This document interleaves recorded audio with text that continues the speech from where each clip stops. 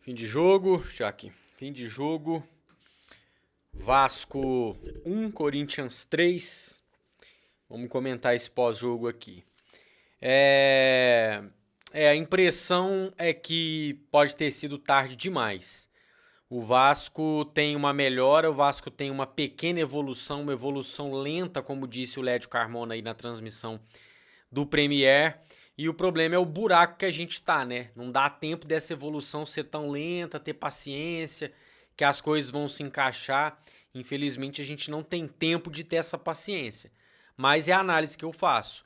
O time defensivamente ainda tá muito frágil, mas ofensivamente deu uma bela de uma melhorada, né? É porque tava muito ruim, não é que tá bom não, presta atenção, não é que tá bom não.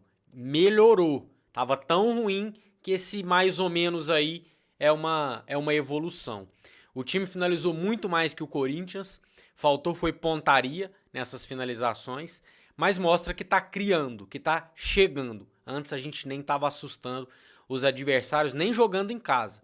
Hoje a gente jogando fora, pelo menos teve uma construção um pouco melhor. Prejuízo de hoje. Eu nem contava muito com a vitória. Eu falei que o empate já seria muito bom. O problema não aconteceu hoje. A gente não tá nessa situação por conta de hoje. É por perder pro Goiás em casa, pro Atlético Paranaense em casa, pro Cruzeiro em casa. Esse foi o grande problema. E esse jogo aqui é uma cumprida de tabela do Vasco. A gente não tinha pontos previstos aqui, né? Ainda mais o Corinthians com todo o retrospecto que tem. Então é juntar os caquinhos e ir para a próxima partida. Juntar os caquinhos e ir para a próxima partida. Ainda dá, Mineiro? Cara, o problema para mim é aonde deixaram chegar, né? Demoraram demais para demitir o Barbieri, demorou demais para trazer um novo treinador, demorou demais para reforçar o time, tá demorando para trazer o tal camisa 10, se é que vai vir camisa 10. Então, tudo demora, muitas decisões erradas. Agora que tira o CEO, entra um outro CEO, parece que as coisas começam a fluir, mas pode ter sido tarde demais. Então, eu ainda não desisti, mas se tava difícil, tá ficando aquela missão quase impossível já, né? Tá ficando aquela missão quase impossível. Se tivesse tempo, se hoje o Vasco fosse lá o 17º, 1 ponto para sair da zona, eu cravaria que dá. Porque essa evolução vai vir jogo a jogo, ainda tem reforço para chegar, né? Estão falando em Diego Costa, empresa espanhola bem forte falando isso. Enfim, não vamos ficar falando de reforço aqui, mas deve chegar gente ainda. Então eu creio que daria. Agora, você a 6, sei lá quantos pontos estamos agora, 7, 8 pontos para sair, infelizmente, vou falar pela terceira vez essa expressão, mas é análise. Pode ter sido tarde demais. Vamos às notas, vai deixando as notas de vocês aí, lembrando que as notas são desta partida, e não que o jogador já fez ou não fez no campeonato, beleza? Léo Jardim, não acho que teve culpa em nenhum dos gols, fez uma boa defesa no primeiro tempo. No pênalti não saiu nem na foto. Uma nota 4 para ele aí, não foi o maior dos culpados. O Puma só jogou um tempo, né? E para mim não foi bem, até finalizou uma bola ali rente à trave, mas muito pouco, né? Ainda o Puma cada vez se apresentando pior, tô mais decepcionado a cada dia, nota 3. Miranda, eu acho que a zaga em si, cara, nem foi o grande problema. A gente toma um gol num pênalti, a gente toma um gol num vacilo geral, numa qualidade do Renato Augusto também. A gente tem que, às vezes, reconhecer o mérito do adversário. Ele dá uma ajeitada ali que mata a defesa toda. O Maicon acerta um belo chute.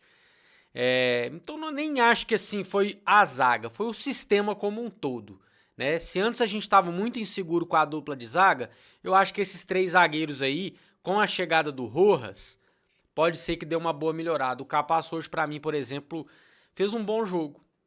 Que isso, Mineiro, o Vasco perdeu de 3, eu sei, mas individualmente falando, achei o Capasso mais firme que outros jogos. Então aqui eu vou dar uma nota 4 pro Miranda, Vou dar uma nota 5 pro Capasso e uma nota 4,5 pro Léo. O Lucas Piton hoje não teve bem também, não acertou cruzamento, tá sem confiança pra caramba, como praticamente todo o time. Nota 4. O Medel tá oscilando muito durante o jogo, né? De repente faz uma boa jogada com raça, um carrinho, de repente entrega um passe. De repente dá um bote bonito, de repente dá um bote, não acha nada e o Corinthians saiu limpinho no jogo. Então, oscilando muito dentro da própria partida. Vou dar uma nota 5 aí pro Medel. O Jair, pra mim, um dos piores hoje, sem a bola, completamente perdido. Só jogou o primeiro tempo, né? Completamente perdido sem a bola, né? Não tinha marcação ali do lado do Jair. Ofensivamente também não fez nada. Até deu aquele chute, né? Entrou dentro da área, deu um chute em cima do Cássio ali. E foi só. Vou dar uma nota 3 pra ele. O Praxedes. Cara, o Praxedes foi aquilo que a gente falou na contratação. Jogador que é comum, não é nada demais. Mas que a gente não tinha esse jogador no elenco, né? Um jogador que gira a bola, recebe de cá, faz a bola correr. Não é nada demais, jogador comum, mas que a gente estava em falta, né? Então vai ser útil. É o que eu falei na contratação dele. Jogador que vai ser útil, mas não é um jogador que vai decidir jogo, que vai fazer uma jogadaça. Não esperem isso do Praxedes. Nota 5,5 pela estreia. Figueiredo, não sei nem o que faz no time titular, né? É brincadeira também, cara. O Dom Ramon... Tá demorando um pouco, Dom Ramon, pra ler esses jogadores, hein? Tipo, o Figueiredo. Por que o Marlin não entrou e o Carabarral entrou? Então a leitura tá um pouco lenta. Tá um pouco lenta. Já deu pra ver os jogadores. O Ferreira perdeu o gol feito ali, é verdade. Mas nitidamente agora o cara dá sequência às jogadas, né? O Pedro Raul, a bola tava pipocando na canela dele, o cara assim com confiança -10, né? O Pedro Raul lá na estreia dele do Toluca foi bem parecido com o que ele tava jogando no Vasco. O cara foi com o psicológico pascucuia, tá um bagre literal. E o Ferreira pelo menos deu um andamento nas jogadas, acho que fez uma estreia ok, vamos colocar assim. Pelo gol perdido, vou tirar um pontinho dele. Nota 4. E Luca Orellano, até que enfim, hein? Melhor partida do Orellano com a camisa do Vasco. Esse é o Orellano que a gente via no Vélez. Que eu falei que é um moleque driblador, atrevido, arisco, né? Que a gente fica pagando de que não manja nada de futebol, né? Porque aí o torcedor vê o cara em campo. Uma losma, pô, esse mineiro é maluco, né, velho? Esse mineiro é maluco. Mas é questão de adaptação, questão de psicológico. Ramon Dias com certeza tem um papel fundamental aí. E o Orellano, pra mim, foi o único que se salvou hoje, né? Se tem um ponto positivo na partida de hoje, é Luca Orellano. Fez a jogada do gol do Peck, né? A assistência foi dele. Ainda deu um chute perigoso que o Cássio defendeu. Mais umas 2 jogadas driblando ali, arriscando. Titular, né? Titular, Dom Ramon, titular. Agora que você conseguiu que o moleque joga bola, tem que pôr ele no time titular. Então gostei, cara. Gostei da entrada do Orellano, dou a nota 7 pra ele. Gabriel Peck fez o gol, entrou com muita raça. Sempre, né? O Peck, eu sempre falo isso, ele nunca deixa a desejar na questão vontade. Às vezes na técnica falta. Mas hoje deixou o golzinho dele, é o que se espera de atacante. Então vai ganhar a maior nota aí junto com o Orellano, nota 7.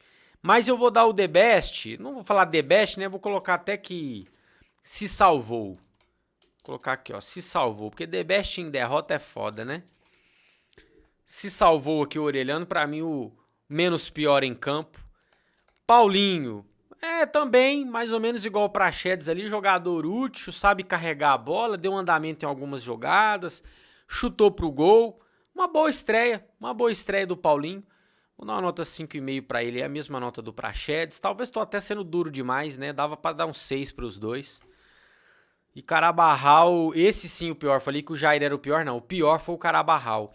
O Vasco sai atrás, no segundo tempo volta melhor, tá jogando bem, toma o segundo gol. Ducha de água fria. De repente, uma jogadaça do Orellano coloca a gente no jogo, né? Com o gol do Peck. E o Carabarral no lance seguinte dá um passe ali, nada a ver, pro meio da cozinha, pro meio da intermediária. E aí eles acionam ali o jogador, acaba saindo o pênalti, uma bola que bate na mão do Miranda, depois bate na mão do Paulinho. O Paulinho, não falei isso, né? Fez o pênalti, pra mim, um pouco irresponsável, um pouco infantil, não pode ir com o braço aberto, né, Paulinho? Te dá esse 5,5 aí mesmo, né? Mas o Carabarral, pra mim, foi o cara que matou o time no segundo tempo, né? Matou o time mesmo. Não faz sentido o Carabarral ter vaga e o Marlon Gomes não ter. O Ramon tá pecando nisso aí, na leitura dos jogadores. Acho que o esquema tem futuro, pode ser promissor. Tá conseguindo recuperar um jogador, pelo menos aí, que é o Orelhano. Mas a leitura dos jogadores tá muito ruim. Vou dar uma nota 0 aqui pro Carabarral. Paulo Henrique entrou, fez uma boa jogada ali, 2 boas jogadas no segundo tempo. Entrou bem o Paulo Henrique, viu? Pode ser uma alternativa ao Puma, cara. Pode ser uma alternativa ao Puma. Se bem que a gente já viu o Paulo Henrique titular e não gostamos, né? Já vimos uma vez e não gostamos. Vou dar uma nota 5 pra ele. E o técnico Ramon Dias, eu vou dar uma nota 5. Não vou dar uma nota boa, por conta da leitura errada que ele tá fazendo dos jogadores. Tá demorando a perceber algumas coisas. Mas também não vou dar uma nota ruim, porque o time tá mostrando uma evolução. Uma evolução lenta, porque o elenco é ruim também. Não dá pra exigir que o cara faça o time jogar bem da noite pro dia. Mais lenta, mas uma evolução lenta. É isso, família. Hoje eu vou ficar enrolando muito aqui não. Queria bater um papo mais com vocês, mas mais uma derrota. É de lascar, né? É de lascar. Vamos ver aí essas informações nessa semana decisiva de janela de transferências. Vamos ver se o Vasco vai realmente usar mais dinheiro ou se é só lorota. A gente vai saber até quarta-feira. Quarta-feira é o último dia. Até quarta a gente tem que ficar ligado nas notícias para ver se o Vasco vai realmente mudar esse elenco de patamar ou se é só papo, ou se é só papo furado. Valeu aí todo mundo que assistiu, tamo junto. Quem puder deixar aquele likezão para dar uma força, meu muito obrigado. E até a próxima.